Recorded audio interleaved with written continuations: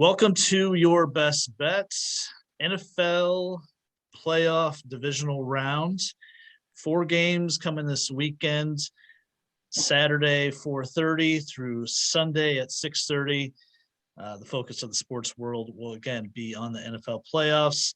Things are really ramping up. I'm hopeful this weekend there's a better slate of games than we had last weekend. Really, I don't know if any of the games were actually that good. There was 2 close games, but the quality of the games really weren't very good. And hopefully we see some better action this weekend. Joining me to break down the divisional round and give our thoughts and our picks, Scott Barnett is here. He's been on a couple NFL shows. Scott, welcome back. Nice to be here. Nice to be here. Johnny Strouser is back on his second NFL show. Johnny, we didn't have a golf show this week.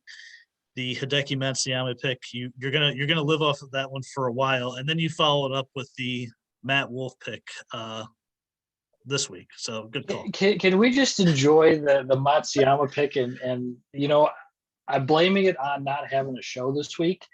So I wasn't able to pick very well. So hopefully nobody really saw that. And if you guys did, I apologize, but hopefully people followed the Matsuyama pick and got paid because plus 1,800, that was pretty good. Pretty nice little win there. I just wanted to bring you down a little bit off of your high, but no, honestly, that was a great call. I didn't see that one coming at all, especially heading into Sunday. And plus 1,800, another win bet for the podcast. So that is it's a good thing for us. I'm in a good mood, guys. Huge IU basketball win over our rival Purdue. We lost 9 straight coming into tonight. So we were literally recording this the second after it ended. It was down to the wire. So I'm feeling good. I'm feeling positive. I'm ready to get into these NFL games. So let's start with the Saturday game at 4:30. It's the Cincinnati Bengals at the Tennessee Titans. This game is currently at the Titans favored by 3.5, over under at 48.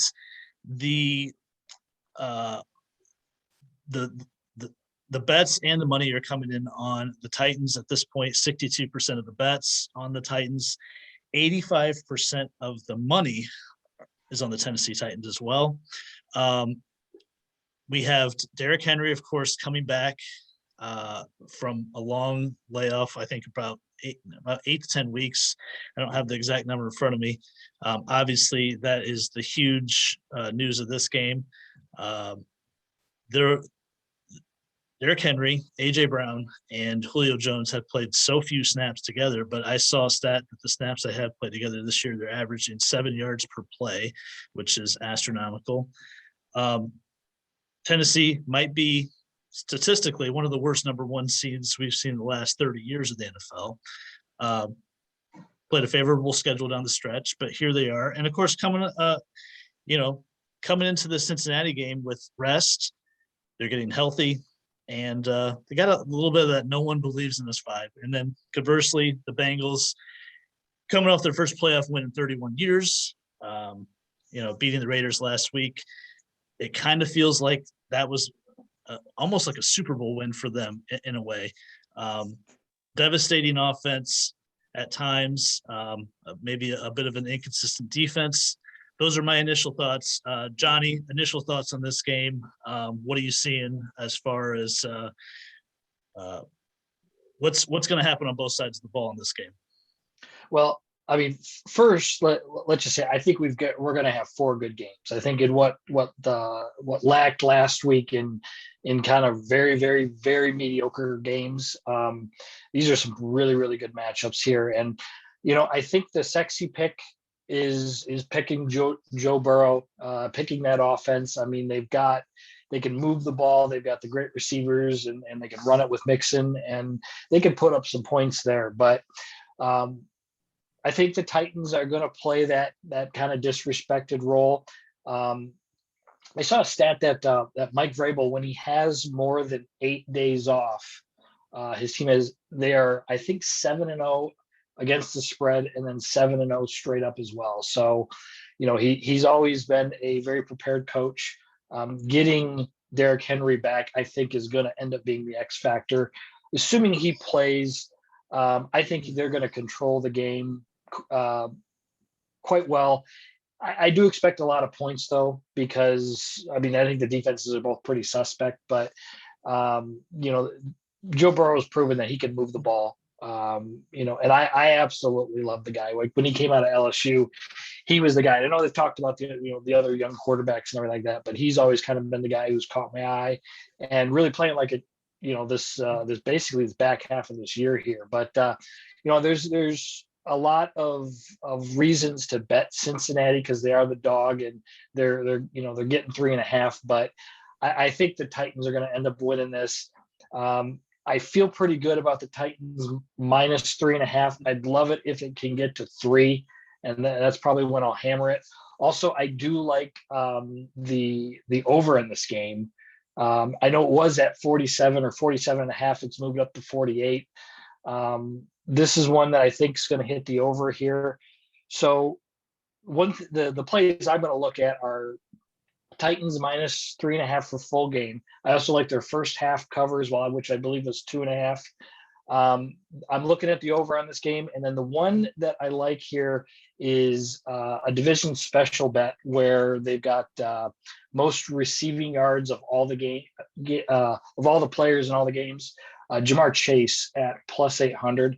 Even though I don't think they win, I think he goes off like he has been. It was actually at a plus 1,000 when I bet it. It's down to plus 800, but I think it's got tremendous value. He'll be probably first or second at that. So I'm on the Titans this week. I don't like to say I'm on the Titans because I'm a big Burrow fan, but everything points towards Tennessee this week. You mentioned Mike Vrabel off a bye, a career 4-0 straight up and against the spread off a bye, and he's beating the number by an average of 19 points. So he's not only covering, he's covering by a mile. Wow. So that's an interesting number. Scott, the Titans, I mentioned it, they're finished 20th in DVOA, which is an advanced metric. That's not great for a number 1 seed. But there is some things lining up for them in this game, is there not? Oh, there's a lot of things lining up for the Titans. Number one, you can't make light of Henry coming back, right? I saw his interview the other day. They asked him, because he's been in full pads this week, and they asked him, is he going to play? And he gave a wry smile that he's going to be there and he's going to be strong is what it is. But in a lot of ways, I think his absence made the team a lot stronger, right? So they learned how to live without him for a while, and now he's going to be the complement instead of having to run the whole load all by himself, right? Vrabel is right from the Belichick roadmap. So he's going to be solid all the way. I've talked to Johnny about this many times, and I think you feel as well. I really believe that a team like the Titans, built the way they are, tough defense, run first mentality, run the clock out on you. I believe that type of football, special teams, doesn't make mistakes. They very rarely shoot themselves in the foot with penalties and such. That kind of team can beat any team. I don't care what your offense is. And really, their defense is not touted as much as it should be. They've got 43 sacks during the regular season this year. 43. That's pretty doggone good. I think they're going to be in Burrow's zone a lot. And I believe that the Titans are going to cover the 3.5 easily. I do not think, though, I hate to disagree with Johnny, but I don't believe that it's going to be the high scoring game that maybe he thinks it is. I'm not betting the over on this. I'm betting the under, but I'm betting the Titans as well. I think the Titans' run defense is very stout. I expect them to force Burrow to throw the ball. I wrote down look for Burrow to go over his 35.5 passing attempts in this game. I would take the over there. I would feel comfortable with that. This defense might be the best that Burrow's faced in the last few weeks. Something concerning to me last week about that game against the Raiders. The Raiders were only 1 of 5 converting touchdowns in the red zone last week. I think the Bengals were a little fortunate to win that game, to be quite honest with you. Mm-hmm. And to me, I think this is a bad matchup for the Bengals. I really do. I would prefer them playing against the Bills and the Chiefs and just a pure shootout. I think the Titans are so physical. They want to control the ball. They want to control the clock. And if you see a couple quick 3-and-outs from the Bengals early in this game, it's going to play right in the Titans' hands. I mean, I would not be surprised to see something like 17-0 midway through the second quarter of this game. And I'm a very big believer on this is the reason I picked the Bengals last week against the Raiders. You have that emotional high. And the next week, it's just a natural thing to have a bit of a letdown. And as far as betting is concerned, I think it plays, and I think this is a great number. I was really surprised it was this low, to be honest with you. I thought it'd be 4.5 or 5. So I think you're getting a couple points of value with all that considered. The bye week, Henry, Vrabel's great record off a bye, and the physicality the Titans play with. I love the Titans this week. I hate them to win the Super Bowl. I hate them to win next week's game, but I love them this week as well. So clean sweep on this one for us. I probably won't touch the number, but I'd probably go with Scott and lean the under here if I had to play it, but I expect to play a couple props instead. And, a couple of the ones I've mentioned there. Anything else on this game? By the way, is there how many quarterbacks are you guys taking in front of Joe Burrow right now? Left in the playoffs? Yeah, actually, yeah. Well, I put Brady ahead. I put Rodgers ahead. I put Mahomes ahead. Josh Allen. Yeah. Josh Allen ahead. So 4 guys. But I don't think that that's as much of a detriment to Burrow as it is while the playoffs has the great quarterbacks left in it. Yeah. And in general, I kind of asked that question just in the entirety of the NFL. I mean, I can't think of many guys I'd want right now to start my franchise with over Burrow. The guys we mentioned, but not Brady, not Rodgers. I mean, it might be a Mahomes Allen sort of thing. That's the only guys you might take ahead of him right now if you're starting a franchise. Johnny? Yeah, I would agree with that. I mean, like I said, the way he played and as good as he looked at LSU, I kind of had that man crush on him at that point. I mean, he had me kind of smitten as far as how a quarterback should play and how he balled out in the playoffs and everything. And he looked pretty good his rookie year until he blew his knee out. I remember very early in the season when he started to play well, I put a offensive rookie of the year future on him. And of course, after the injury, Herbert plays really well and, everybody, goes gaga over him. I think both of those guys are going to be elite at some point. But, I think the coaching staff, I think this Bengals coaching staff is actually going to be pretty good. And they're going to end up, getting the right pieces, and they got the offensive mind. Unlike what Herbert's had to deal with both head coaches he's had to play with. So, it's he's one of the guys, definitely I would say in my top 3 of guys like who I'd want to draft and lead my franchise for the next, like you said, 10 to 12 years. One more thing in this game, Deebo Samuel had a huge game against the Titans. I think week 16, I think, is that game. I think he had about 160, 170 yards. I do think Jamar Chase can do some damage against the secondary. It might be in a come from behind second half effort, but over 75.5 yards for Chase. I love that as well as another prop to potentially. That's his receiving yards? Yep. Oh, I would hammer that all day. Right. Like it. Saturday night, this game's going to be great. And probably say that about the next three games. The San Francisco 49ers at the Green Bay Packers. Packers favored by 5.5 in this game, over under at 47. The bets are at 55% on Green Bay side, but the money is heavy on the San Francisco 49ers at 68%. So sharp money coming in on the Niners. A couple notes in this game, of course, Jimmy G coming off some sort of shoulder sprain. From all indications, he's been fine in practice. I don't know if there's going to be any sort of limitations with him throwing the ball this game. Fred Warner has an ankle injury. Nick Bosa had that concussion, of course. So there are some injuries that the Niners are fighting through. And on the other side of the ball, you have the Packers, who were just dominant this season and led by Aaron Rodgers, fighting through the offseason turmoil, fighting through that ugly week 1 loss to the Saints when they looked dead. And this team at home, it's a tough uphill climb. However, if there's any team that could match up and play that kind of brand of football and play tough on the road, it feels like it could be the 49ers. Scott, thoughts on this game? Okay. First off, it is tough to go into Green Bay this time of the year and win, right? San Francisco plays in a nice, warm environment.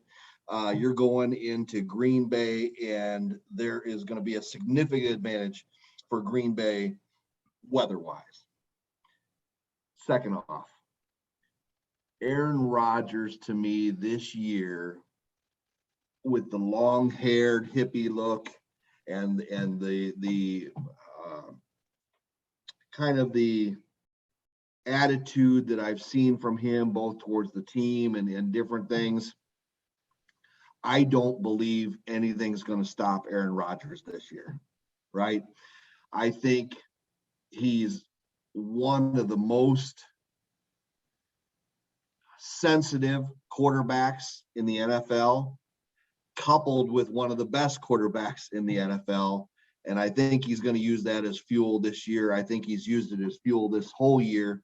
And I don't think that San Francisco is going to stop him. And I certainly don't think anybody else is going to stop him either. I think Green Bay is going to win this game handily.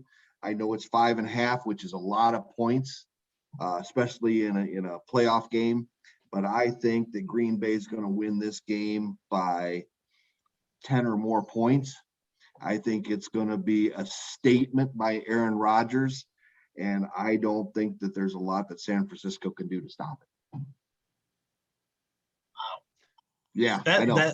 That's speaking with a lot of conviction. I can hear it in your voice. Yes. But I think you can see it in Aaron Rodgers. And the thing is that his talent level has never been questioned, except for by everybody that talks to Aaron Rodgers. You know what I mean? So I just think he has a chip on his shoulder about 1.5 miles high, and I don't think that anything short of angels coming down from heaven are going to stop him from making his run. Johnny, I want to give you a couple numbers, and then we'll get your take on this game. Jimmy Garoppolo is 13-5, straight up as an underdog. Kyle Shanahan is 9-4 outright as an underdog in the postseason. Aaron Rodgers, historically, 0-3 against the 49ers in the postseason. The 49ers, the best team in the NFL in red zone conversion rate at 67%, and the Packers are a bottom 3 defense in the red zone defensively. Do any of those numbers matter to you? and let us know what side you're on here. Yeah, I think they absolutely do matter. And, you look at it, it's January, it's Saturday night, it's Lambeau Field. I mean, exactly what Scott says. I mean, this is Aaron Rodgers at his finest. He's the master motivator of himself, to figure out ways to play well.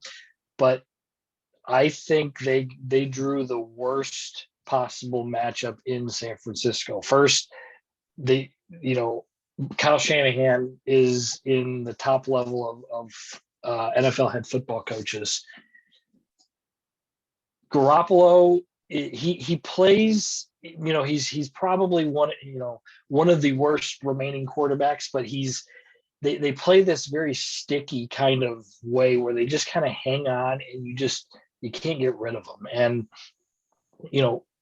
I think with their run game, with that defense, that if they're healthy, they're going to be a little bit better. And I heard Bosa's actually practicing, so he's cleared concussion protocol, at least the initial steps to be able to play.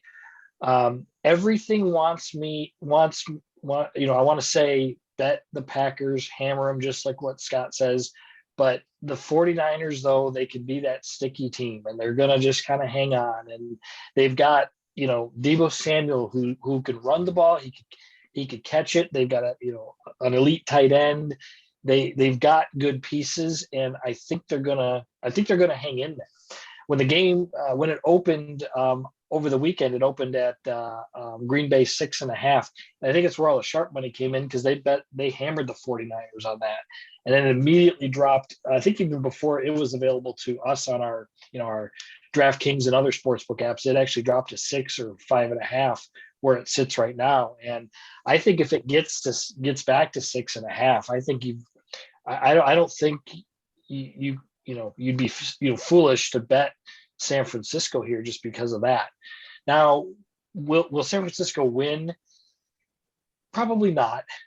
Probably not. But I mean, I could see this game going down to a last possession here, where it's tied or San Francisco's up 1 or 2, and there's a minute 15 to go on the clock, and Aaron Rodgers has got the ball, and where he's got to make a game-winning drive. So I think that's where this is going to kind of go.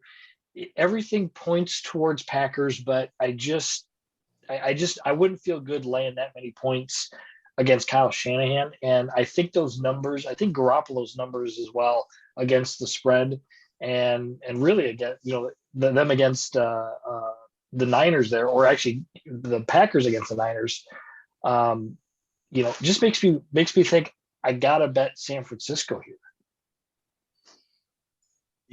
The weather is expected to be around 5 degrees, wind chill 0, probably below 0, 10 to 20 mile an hour per wind. I sound like Zach given a weather projection, but I think it does matter here. Guys, when I saw the 4 games, I knew exactly who I was picking in 3 of the games, and this was the one where I had to think about it, and especially with the line, because I do agree with Johnny that 6. If it's 5.5 or 6, I like the Niners. Part of me is a little worried that Jimmy G playing in that kind of weather, he might have some trouble with that. He's going to give you 1 or 2. What the fuck is he doing? Throws. He did it last week against the Cowboys when everything was going their way, and kind of let him back in the game. It's the Carson Wentz effect, where you get 2 or 3 a game where he's just going to give it to you on a silver platter. Can you take advantage of it? However, I know what my eyes saw last week. That offensive line dominated the Dallas Cowboys, and Elijah Mitchell he looked really good. And I think Deebo Samuel might be like the best player in football, offensive weapon in football right now. He's terrifying. And the best? He might be the best right now, the offensive weapon in football. I mean, he is devastating, and he can do it all. I mean, he'd be a top 5 running back, it looks like. I mean, he has natural running back instincts, and I've been super impressed. I just think they can potentially run the ball against. I think a suspect Packers defense. I think they can control the clock. It's the classic recipe of keep that dominant quarterback off the field, run the ball, and play just solid defense and try to slow down Rodgers as much as they can. I agree with Johnny. I don't know if they're going to win this game. I think they're equipped to win this game, but it's a big ask for them to win this game on the road. But I do love taking the Niners to cover here. Scott, do you have any concerns about the Packers defense slowing down that dominant Niner running game? No.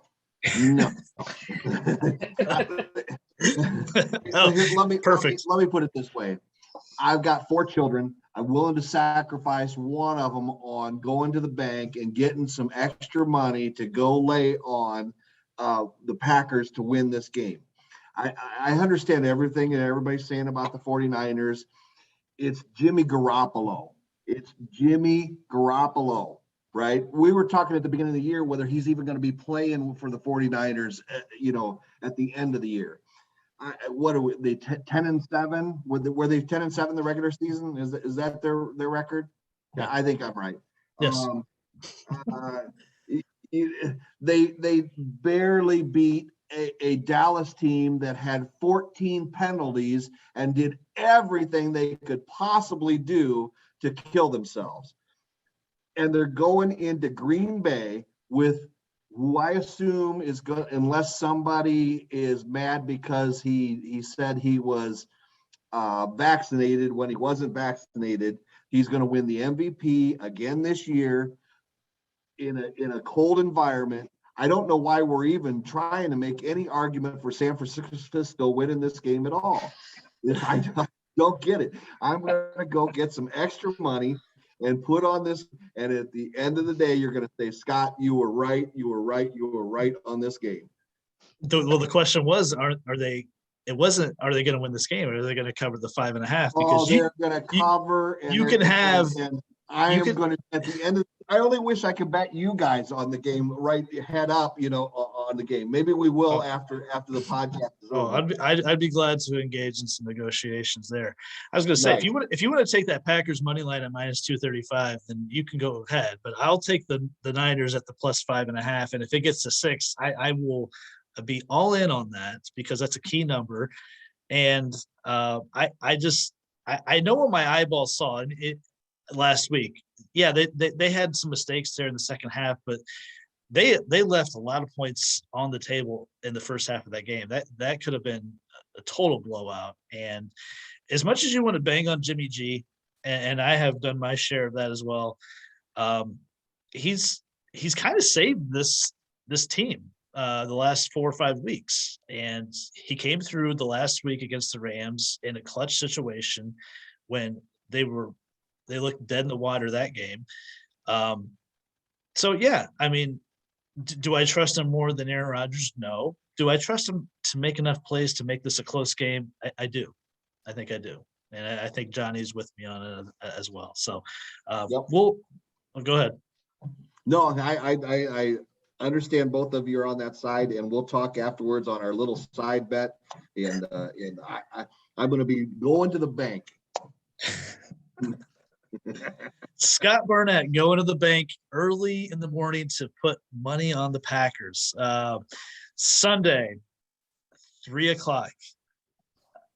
The Los Angeles Rams are going to the defending champions, Tampa Bay Bucks. The Bucks are favored by 3 currently, over under at 48.5 in this one. I lost my spot on the bets here. I'll get that in a second. So the Rams coming off a game where it's really weird to even give any analysis on that game against the Cardinals, because the Cardinals self-destructed in that first half. Kyler looked awful. Cliff Kingsbury, finally, my season-long prophecy finally got fulfilled. Thank you, Cliff. So I don't know what to take from that game, other than I do feel like the Rams are gathering some momentum here. That defensive line is looking scary.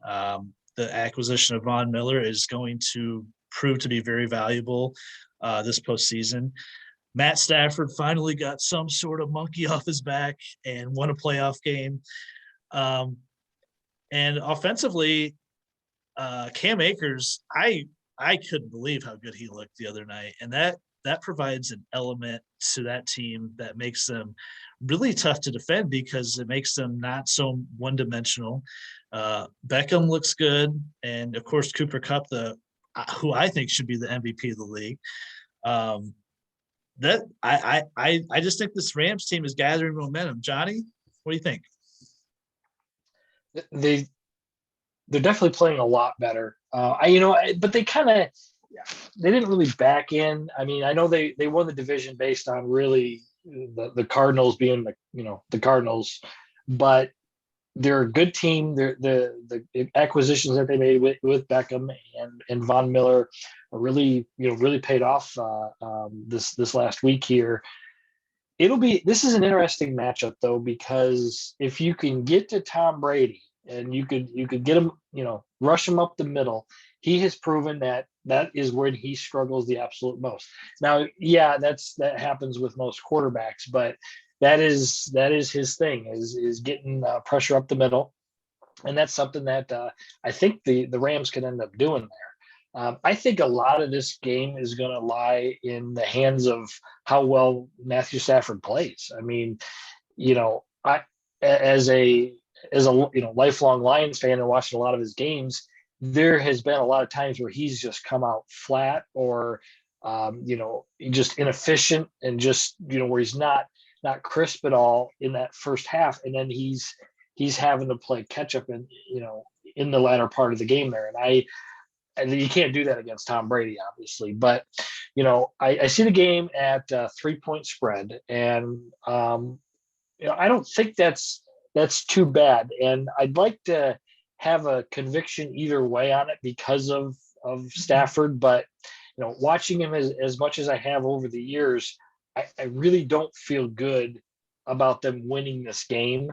I think they're going to keep it close because I think that team is outstanding, and I mean they're well coached, and the roster is really good, and really they've got the better set of receivers at this point by far. So I think that's going to be that's going to be a big deal. Now, I'm still very, very undecided on this game. I'm probably not going to fade Tom Brady though in the playoffs. I just can't do it. Now, whether they can cover the 3 points though, again, I think this is going to come down to one of the teams is going to, be up 2, up 1 or something like that in the last minute drive here. And I think it's going to be a 1-score game late. So right now, if it sits at 3, I'm probably going to have to lean Rams. If it jumps to 2.5 though, or gets to 2, I think I'm going to go Tom Brady in this case. But that this one though is I'm torn because, like I said, it's going to depend a lot on him, and sometimes you don't get do you get the MVP candidate in the first few games when he played for the Rams, or do you get the middle of the season thing when he was throwing 3 interceptions a game? So we'll have to wait and see how that one kind of goes. I think be very careful on this one and just watch where the line's at, and I think it's going to be about in that Tampa Bay by 2. One bet I do like, and it is, of course, like I've talked about Stafford here, is fading him. He's minus 135 to throw an interception. I think it just seems like that's kind of inevitable. So I probably will bet that, and I have done that throughout the season. Not every week, but a lot of weeks, because he'll tend to get in that gunslinging mode and throw a bad pass over the middle or something like that, or overthrow a guy. But that's kind of what I'm leaning there. It's going to be close. I think it's going to end up being a good game though. The Bucks had a couple of injuries on their offensive line that are pretty concerning to me.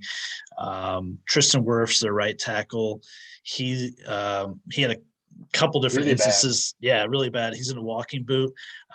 Bruce Arians still saying he has a chance to play. I don't know if he plays, if that's a good thing. Ryan Jensen, their center, also got injured against the Eagles, and he's questionable. I think those are really key question marks for this game, though, against a Rams defensive line that's got the best defensive player of the last 10 years, Aaron Donald. And obviously we know Brady is very reliant on that offensive line protecting him because of his lack of mobility. One way we've seen Brady kind of got over the last few years is if you can rush him up the middle. So I do have some concerns there for the Bucs. Scott's thoughts on this game? Can Tom Brady at age 44, is that correct? Is he 44? Yeah. Can he continue to pile up these playoff wins and just continue to amaze everyone and get this thing done this weekend? Can he? Yes, I believe so. But let me first apologize to Matt Stafford. We were talking earlier about what quarterbacks are better than Joe Burrow, and I didn't even mention Stafford, and I apologize greatly because. Did you need to?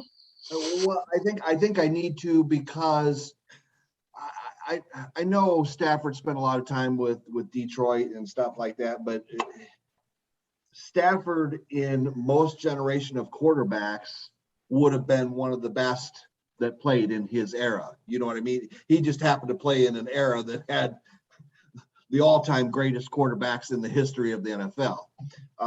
And the way Stafford is playing right now is as good as I've seen him play his whole career. Now, it helps when you got Cooper Kupp but he's had some great wide receivers before. But let me say this. The Rams have already beaten the Bucs this season, right? Right. Yep. In fact, the Rams are 2-0 against the Bucs with Brady. Since Brady's come to the Bucs, the Rams are 2-0 against them. I wrote this down. Brady, in those two games, Brady has 3 touchdown passes and 2 interceptions. He's thrown for 648 yards and got sacked 4 times in those 2 games. The Rams have just found a way to throw him off, right? So as much as I love Tom Brady, and I didn't always love Tom Brady, you know this. I was a big Colts fan, a big Peyton Manning fan. So the first 10 years of Tom's career, I hated the guy. Then the next few years, I begrudgingly respected him. And now I've come around to thinking that how great it is we got to see the greatest quarterback that ever played the game. And I still have a Peyton Manning. I have a piece of him in my heart. But you cannot deny that Brady is the best quarterback that ever played in the NFL. There's just no denying that. All of that being said, this is not the year for him. I believe that the Rams have went all in this year, and I believe that they've got the team that can beat anybody. And I certainly think, as dilapidated as Tampa Bay is now, that they are going to in this game. In fact, there's another stat I wrote down. The Rams are 3-1 this year as underdogs as well. So on the betting line, the Rams have covered 3 out of 1. The only time that they didn't cover was against the Packers in Week 12, where they were 7-point underdogs, and of course they got hammered. But other than that, they covered against the Seahawks, they covered against the Bucs, and they covered against the Cardinals. So my money, as tough as it is going against Tom Brady, my money is on the Rams. That was, as a Colts fan, that was really beautiful to hear you come all the way around on Tom Brady. Yeah, it was hard. It was hard. That really warmed my heart. By the way, guys, 57% of the bets are on the Rams. 65% of the money is on the Bucs here. I think something that's not being discussed enough in this game and might be overlooked is, aren't the Bucks on like their fifth and sixth string cornerbacks, and their secondary is decimated? Remember when they were like, oh man, I'm glad Richard Sherman's playing because, I'm like, oh my God, like that's a concern if you're happy Richard Sherman is playing, because he's not 2015 Richard Sherman. This guy's done. And so I think that's a real concern in this game when, I'm telling you, Odell Beckham looks like 5 years ago. Odell Beckham, he looks revitalized in this offense. He looks good. He's tough to cover. And I just really have some questions on both sides of the ball for the Bucks with their injuries on offense. Fournette's a question mark. I'm not necessarily concerned about him playing or not, but you could essentially just put Jalen Ramsey on Mike Evans, right, and try to take him out of the game. And then what are you left with the Bucks? You have Gronk, of course, you have Cameron Brate, but you have a lot of younger wide receivers. Is Scotty Miller gonna beat you? I just don't know. So for a lot of those reasons, I'm also taking the Rams +3, and I really think the money line at +115 is in play. If this game somehow drops to 2.5 and you like the Rams, I think you should just take the money line and not worry about the +2.5. But I love the 3. I love the momentum of this team.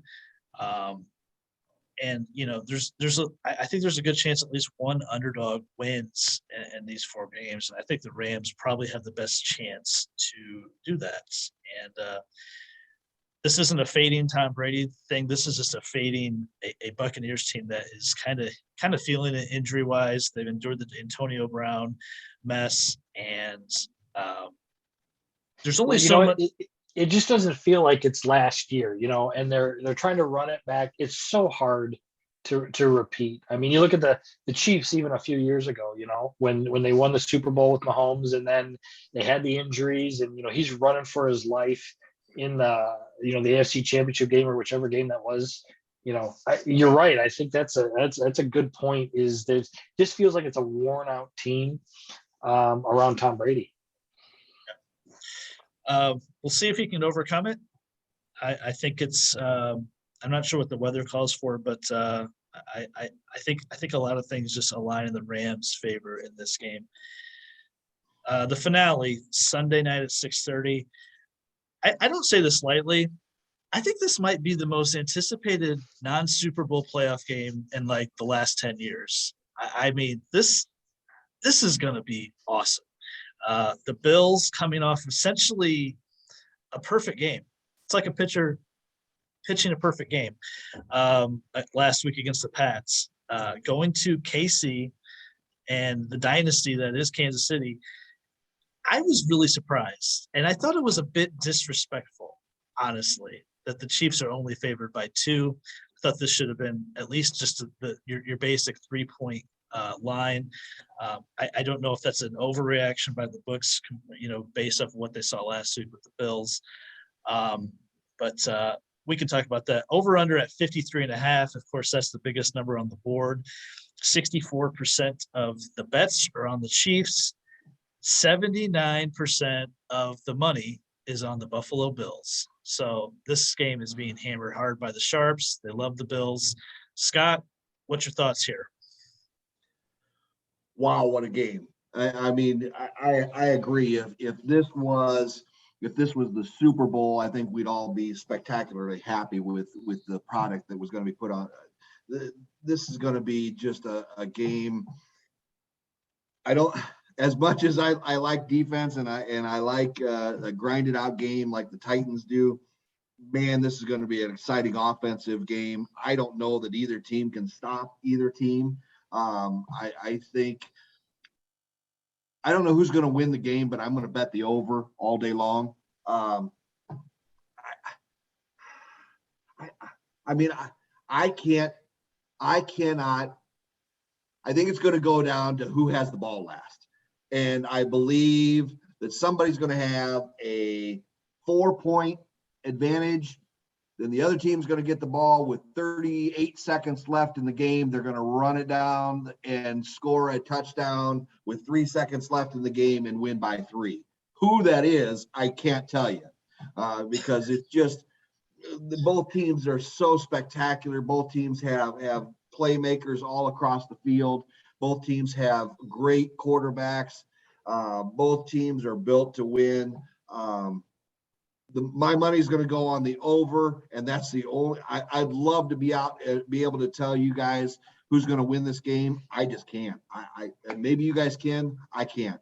So you're not picking a side? Is that what I'm hearing? I can't. If I was picking a side with my heart, I'd go with Buffalo, because they haven't been there for a long time, and I feel for them. I mean, they live in Buffalo, for goodness sakes. So they've been in a division with New England that's dominated for 15 years. So my heart goes for Buffalo, but my money is not going to follow. I'm not going to touch the win-loss on this. I'm going to bet all of my money on the over. I can't blame you for that. Two offenses that are dominant, they're dynamic. Like you said, there's playmakers and talent all over the field, and two great play callers that have designed offenses that suit the quarterback's talents. What a crazy idea. Who would ever think to do that? Johnny, two basically aliens starting as a quarterback in this game, and Pat Mahomes and Josh Allen, who continually just is awesome to watch. It's so much fun to watch both of these guys play football. Can you imagine being a fan of either one of these teams and just watch the scoreboard light up like it does? Well, no, I literally can't, being a Lions fan. I mean, you look at, I set that up for you. I know, but all the misery and everything like that, I wouldn't even know what to say. But no, this is going to be, I think we're going to see 3 good games leading after this one, and this is just going to be the icing on the cake here. I would agree with Scott that this is going to be a tough one to take a side on. I mean, you look at 2 of the best quarterbacks in the game. They could move the ball at will. One thing I do worry about a little bit is, as perfect as that Bills offense was, I mean, like you said, they were perfect. And can they do that 2 weeks in a row? I mean, it's not, you get in that rhythm and where they were just, they just kind of own the game against the New England Patriots.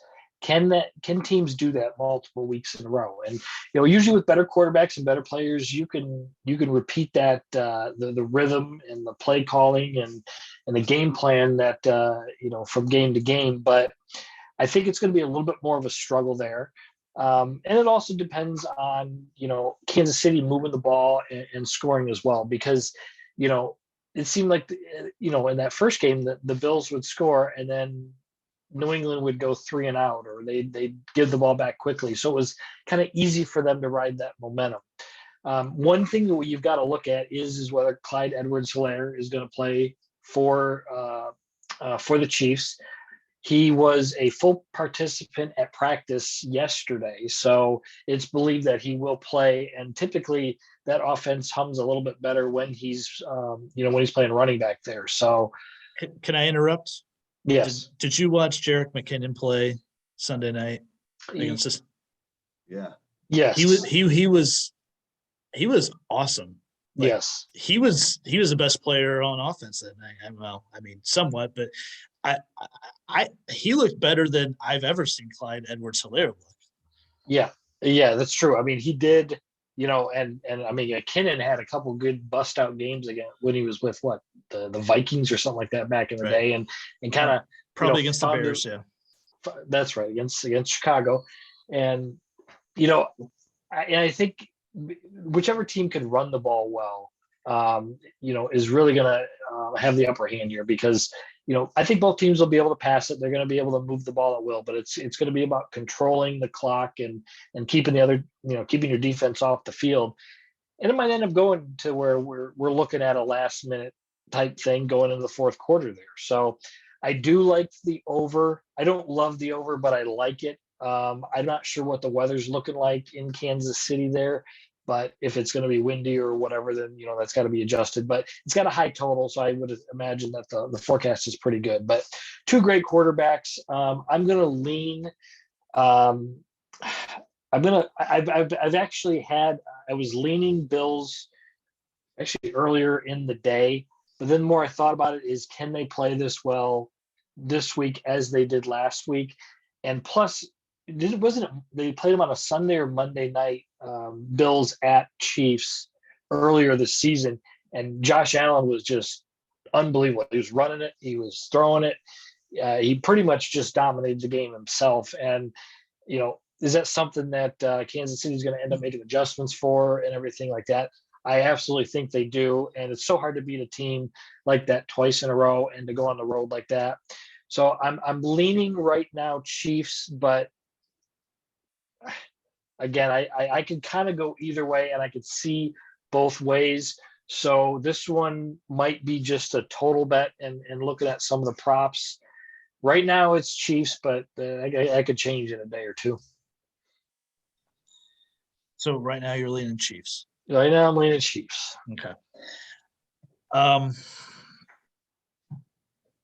The Chiefs have been a work in progress all year. I mean, first half of the season, they were trying to figure things out. Mahomes looked rough. He looked like he was forcing the issue. Teams were defending them a little different. They were basically taking away the home run pass and making them go underneath. It took them a while to adjust to that, but it feels like they've really gotten into a groove the last 4 or 5 weeks. And Buffalo also, toward the end of the season, their offense had some games where Josh Allen just didn't look right. And I think even on one of the podcasts, I said, man, he was much better last year. But we know in the NFL, and guys, we've seen it the last few years, like it's all about just getting right at the right time. And, obviously both of these teams they've gotten right offensively at the right time. I think there's a good chance this game gives you the Super Bowl winner. I know Johnny, you and I have talked. You're kind of big on the Green Bay thing. I'm not as much on Green Bay. It sounds like Scott is like he's putting his mortgage tomorrow on Green Bay winning the Super Bowl. I'm not sold. One of the kids. Yeah, that's actually that'd pay off better probably. I'm not sold on it on the Green Bay thing. I really have some questions about their defense, but as I talked about earlier, but I really feel like there's a good chance that the Super Bowl winner is the winner of this game. I also know what I've seen in the playoffs for the past 3 years now with watching Patrick Mahomes, and I can't and won't go against him until I see differently. And that's where I'm headed in this game. Again, I think it was a touch disrespectful to the Chiefs to not give them the full 3 points. Who knows? With athletes and teams these days, they use the disrespect card so strongly and usually unwarranted. But I just think the Chiefs will get it done here. I just trust them. I've seen it enough where I won't go against them until I see otherwise. So I'd lay the 2. I'd take the Chiefs here. Mahomes will get to his 4th straight conference title game and, start a mini dynasty that's rivaling what Brady did early in his career. So I think that's where I'm going with that one. I don't touch the totals that high. I would lean under, but I just would not mess with it if it were me. So in the over, bet the over. The Bills by themselves averaged 29.5 points per game this year. That's just the Bills themselves playing the field. They can't be stopped, and neither can Kansas City at this point. The pick of the game, I waffle back and forth. I was thinking, Josh Allen, I mean, did you see him last week? 5 touchdown passes. And then you see Patrick Mahomes running all over the place and throwing the ball from inside of his foot around his neck and through 4 players. And I don't know. Oh man, you got Travis Kelce on one side and Dawson Knox on the other side. You got Stephon Diggs on one side, and I mean it's going to be an incredible game. I don't care if you like football, you're going to like this game, but bet the over. Two more reasons I'm taking the Chiefs. Johnny, I'm really glad you brought that up. The Bills won, I think, week 3 or 4 at Kansas City. I think it's really hard for the same team to win on the road and beat the same team twice the same season. I really believe in that logic. And I don't know, Chiefs got some swagger back last week as well. They were doing that thing where Travis Kelce was throwing touchdown passes. They were throwing touchdown passes to linemen. They were kind of just like toying around and throwing underhanded shovel passes for touchdowns. I mean, it is almost like they got the fun edge back that we've seen for 2 or 3 years now. They were playing the Pittsburgh Steelers, though. I know. God, thank God I don't have to watch Ben Roethlisberger take another drop back going forward. No. Guys, last exercise that I want to go for here is DraftKings has a touchdown scoring boost this weekend. I want to choose a touchdown scorer for each of the 4 games, and I want to see what that looks like. Tell me who's going to score in the Bengals Titans. If Derrick Henry. What a surprise pick. Yeah. Well, I mean, if you want to go safe, you go Derrick Henry. The other guy would be Jamar Chase. Let's do Chase at plus 140. We're going to throw that. We're going to start a parlay there. Scott, give me a touchdown scorer in the 49ers Packers game. Well, Aaron Rodgers. Is he running one in? Yes, he's going to run one in. Absolutely. Absolutely. I don't know if I could get on board with Aaron Rodgers scoring a rushing touchdown. What about he doesn't do it ever? Is that what you're saying? Was he done it like 3 times this season? I know he did it against the Bears. Yeah. I know he did it against the Bears because that's when he said he owned the team. Because he owned them at that point. Yeah. Yes, which was very true. I'm telling you, he's going to do whatever it takes, and I believe he's going to score a rushing touchdown. I'm overruling you, and I'm taking Aaron Jones at plus 100. So we got Chase Jones, touchdown scorer in the Rams Bucks. Johnny. I think you got to go Odell. I mean, Kupp is the obvious guy, but I think Stafford loves Odell from the 5. I mean, he just throw that back shoulder or throw that fade, just let him jump up and play those weak Tampa Bay cornerbacks and fight for the ball, which he'll get it most of the time. I love that at plus 160. Odell Beckham. Plus 160. Plus 160 and anytime touchdown. I love it as well. Odell came through for me Monday night. First touchdown. Thank you, sir. Plus 1,200. That hit. Scott finishes off touchdown scorer in the Bills Chiefs. The Bills Chiefs, I think you've got to go with Kelce. I think he's a touchdown machine. I don't know anybody can stop him. So I think you got to go Kelce as the guarantee. Travis Kelce to score in that game is minus 110. That 4-leg parlay is at plus 2282 with a 25% boost. Will be somewhere in the neighborhood of plus 2800s. There it is. That's the 4-leg touchdown parlay that we're going to go with. All right, guys. Appreciate you guys coming on, talking about the divisional round. This is going to be a great weekend. Best weekend of football, I think, of the year here. I couldn't agree with more. I'm not going to go anywhere. I'm watching football all weekend. Don't give me a call. Don't text me. Don't do anything. I'm just watching football. I'm ignoring all my work calls, so I'm good. I'll watch. Right.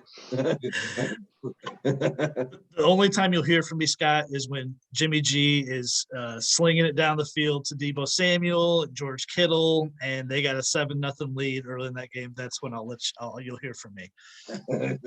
All the money you have on the Packers. Yep. Mortgage, your mortgage on the Packers, according to Scott's. Well, thanks for listening to Your Best Bets. And also, once again, check out our YouTube channel, Your Best Bet there. All of our podcasts are also video casts as well going forward. Appreciate everyone listening, supporting the show. We will see you next week.